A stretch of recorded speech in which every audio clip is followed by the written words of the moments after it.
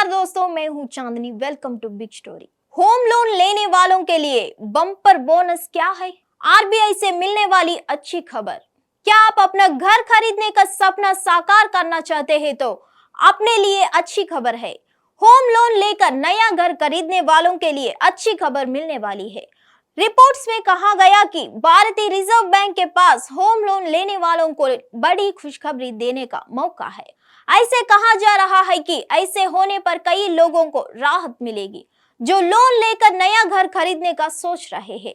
अगर banking sector के regulated project cost में स्टॉप ड्यूटी और अन्य रजिस्ट्रेशन चार्जेस शामिल करने के लिए बैंकों द्वारा प्रस्तुत प्रस्ताव को मंजूरी देता है तो होम लोन चाहने वाले बड़ी फाइनेंसिंग प्राप्त करने के योग्य हो सकते हैं। आइए इसके बारे में आपको विस्तार से बताते हैं और देखते हैं ये वीडियो। लोन अमाउंट में क्या इजाफा होगा? आपने देखा होगा जब आप होम लोन लेते हैं तो उसमें स्टैंप ड्यूटी और अन्य registration charge home loan amount में शामिल नहीं होते हैं, लेकिन यह बहुत जल्द हो सकता है। इसके लिए बैंकों ने आरबीआई के पास प्रस्ताव भेजा है। अब इसके मंजूरी का इंतजार है। कितना मिलेगा पैसा? ईटी के मुताबिक यदि आरबीआई प्रस्ताव को मंजूरी दे देता है तो 1 करोड़ रुपए के प्रोजेक्ट के लिए, जिसमें 20 लाख रुपए की स्टैंप शुल्क और पंजीकरण शुल्क शामिल है। एक वरिष्ठ बैंक अधिकारी का इस मामले पर कहना है कि हम उम्मीद कर रहे हैं कि आरबीआई एक सही फैसला लेगा और इससे किसी व्यक्ति को मिलने वाले लोन अमाउंट में इजाफा होगा।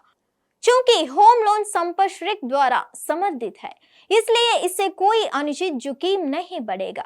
यदि आरबीआई प्रस्ताव को मंजूरी दे देता है तो 20 लाख की स्टैंप ड्यूटी और रजिस्ट्रेशन चार्जेस सहित 1 करोड़ की कॉस्ट वाले प्रोजेक्ट के लिए एक उदारता आरबीआई द्वारा निर्धारित मौजूदा लोन टू वैल्यू रेशियो को तहत 60 लाख के मुकाबले 75 लाख के लोन के लिए योग्य हो जाएंगे।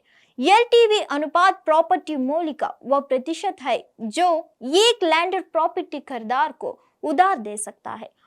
मौजूदा दिशा निर्देशों के अनुसार home loan LTV ratio property value का 75 से 90% है। यदि लोन अमाउंट 75 लाख से अधिक है तो एलटीवी रेशियो 75% से अधिक नहीं हो सकता।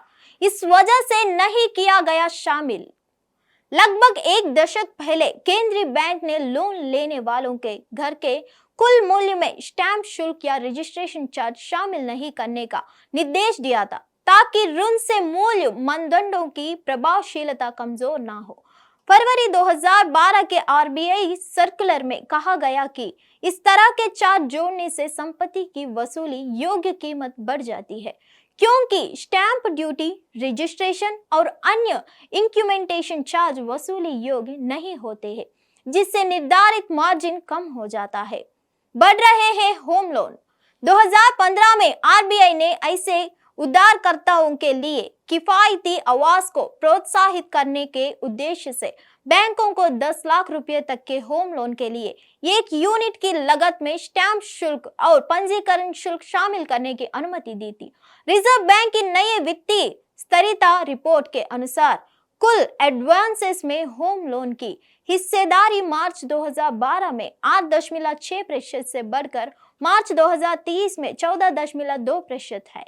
बैंकिंग सेक्टर के मामलों की जानकारी रखने वाले लोगों का कहना है कि अगर बैंकिंग सेक्टर के रेगुलेटेड प्रोजेक्ट कॉस्ट में स्टैंप ड्यूटी और अन्य रजिस्ट्रेशन चार्जेस शामिल करने के लिए बैंकों द्वारा प्रस्तुत प्रस्ताव को हरी झंडी दिखा देता है तो होम लोन चाहने वाले बड़ी फाइनेंसिंग प्राप्त करने के योग्य हो सकते हैं।